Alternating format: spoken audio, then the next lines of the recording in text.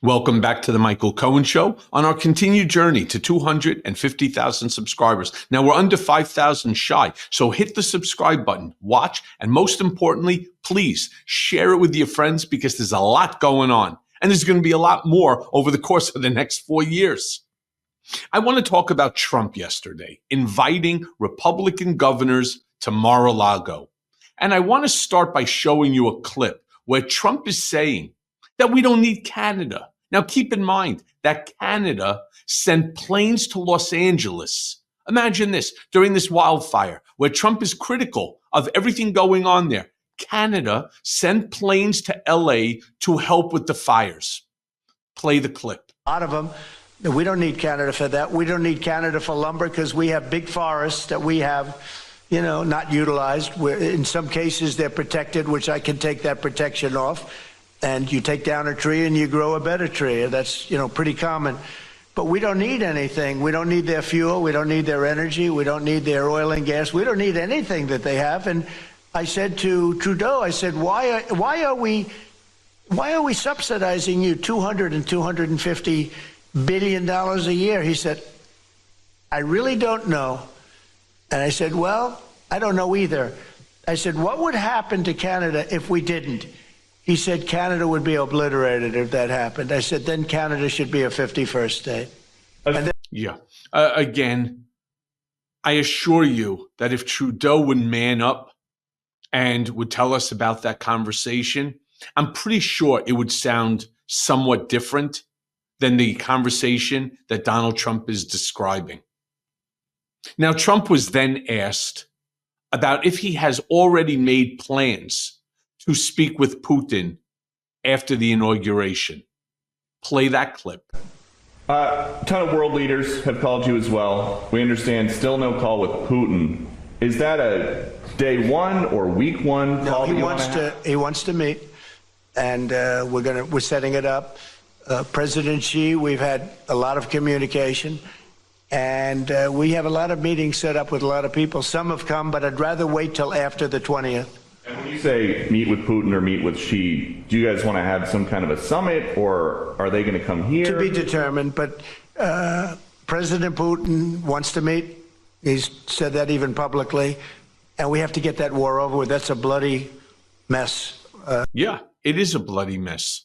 I also want to remind you that according to Trump, that if he was in office right now, currently, that there would never have been a war between Russia and Ukraine. Russia never would have invaded. Trump then goes on about how Greenland wants to become part of the United States. That they want it. Play the clip. What's the price tag? Well, maybe no price tag. Look, we're going to have to see what happens because Denmark, we need this for national security. We need Greenland very badly. You look at the Russian ships, the China ships, they're all over the place. They're surrounding. Now, they have for a long time. That's a lane. But we need that for national security. So I don't know that Denmark has any right, title, and interest, and we're going to find that. But I can tell you, you saw the clips that were released. The people of Greenland would love to become a state of the United States of America. We were greeted with tremendous love and affection and respect.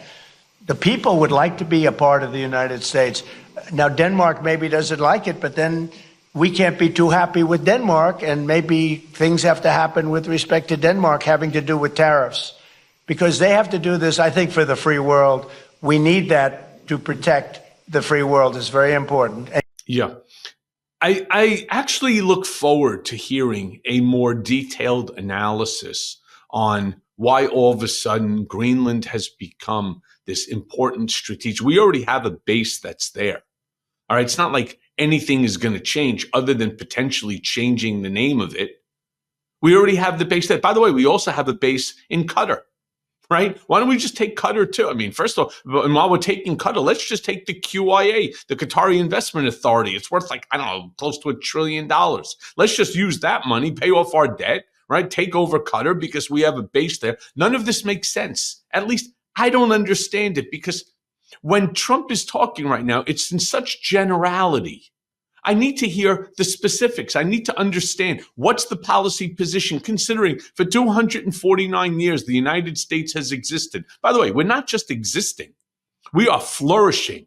First of all, our military is the biggest and the best in the world. But all of a sudden today, despite the satellites in the air, despite the ships that are in the water, despite the fact that we have already a base that's there, that we already have equipment in Denmark, monitoring what the hell is going on. Why now, all of a sudden today, or under Trump's early administration, is Greenland now strategic for the world's security, for America's national security?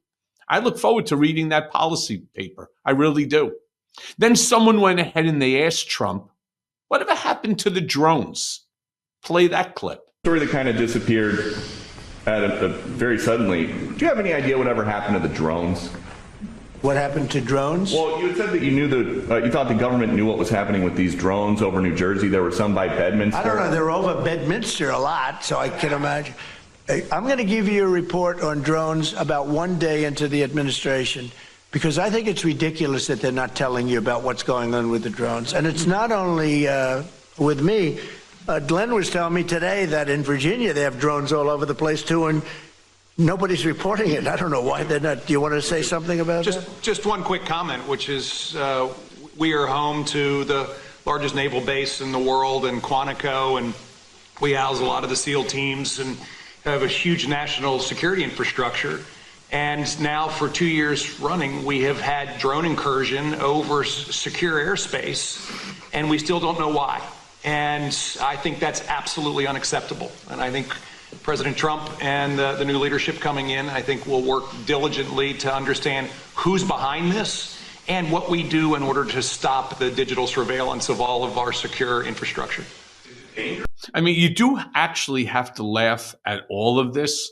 So we need Greenland for our national security, but we're permitting drones to fly over Quantico, over our secured bases where our SEAL teams and our military are training, where our military equipment is located and so on. If we're really going to start talking about national security, why are we not talking about the drones? And yeah, I'd like to know what happened to them. So again, according to Trump, one day, meaning the 21st of January, 2025, wish he would tell us what time, there's supposed to be a report about these drones. So I'm curious for that too. Trump then goes on, of course, and he's boasting about how many billionaires have come to Mar-a-Lago to bend a knee and to kiss the ring. Play this clip. Jeff Bezos came, Bill Gates came, Mark Zuckerberg came. Many of them came numerous times. The bankers have all come. Everybody's coming. Yeah. Meaning what? Meaning what? That now we should all feel better? We should all feel comfortable with the incoming administration, which is comprised of a multitude of billionaires. That we should all feel really warm and fuzzy that these billionaires are going to be protecting us, our interest, that Mark Zuckerberg, that Jeff Bezos, that Elon Musk, that that all the bankers, that they give two shits about the average person. They can't understand any more than you could understand what it must feel like to roam the earth as a dinosaur. All right? They don't understand average person's life, worrying about gasoline and groceries. No. They're worried about what their next acquisition is. Will it be the very first Bugatti ever made for $100 million, or is it going to be another yacht for $400 million that's bigger than a cruise ship? They're not worried about you. They're not worried about me. They don't give a shit about anything except increasing their own wealth and now power, because that's what Donald is allowing them to do. And the funny thing is, they think that they're getting over on him. They really do. They think that they're going to be able to use him in order to increase not just their wealth, but their power. Let me be very clear. Knowing Trump for over a decade and a half as I do, it'll be the reverse. He's using them, and they're just, despite being smart in their fields, they're stupid when it comes to dealing and understanding Donald J. Trump. And lastly, Trump speaks about his interaction with former President Barack Obama at Jimmy Carter's funeral, because a lot of people noticed, and it was a big conversation, the two of them chatting away and laughing. Play that clip. Off the top, you mentioned the Carter funeral today. What were you talking to Barack Obama about? It did look very friendly, I must say. I didn't realize it. I didn't realize it, how friendly it looked. I saw it on your wonderful network just a little while ago before I came in, and I said, boy, they look like two people that like each other, and we probably do. We have little different philosophies, right? But we probably do. I don't know, we just got along, but I got along with just about everybody on that. We met backstage, as you know, before we went on, and I thought it was a beautiful service, but we all got along very well, which is good. In California, I agree, which is good. There's a certain amount of respect that you bring to a funeral and to a proceeding, especially, when you're talking about somebody like Jimmy Carter, one, a former president, but two, a truly decent man. Now, there are policy provisions I didn't like, that he had, but nevertheless, he was an incredibly decent man, and everybody acted appropriately. But that's the thing about Trump too. He could be incredibly magnanimous. He could be very open and warm. He can actually have a good time. He's not this, this beast that everybody's trying to portray him as. But let me warn you, when you get on his wrong side, as many people have, that's the part where you really need to be cautious, because Donald Trump takes no prisoners. So remember that. And remember that as we move forward in terms of the next 4 years, when he talks about his presidency of retaliation and retribution, that's a guarantee. And as always, thanks for listening. Hey, everyone. First of all, thanks for watching. We're going to be posting daily episodes with reactions and talking about politics. We'll be talking about everything, in fact. So please like and subscribe. Join us on this journey.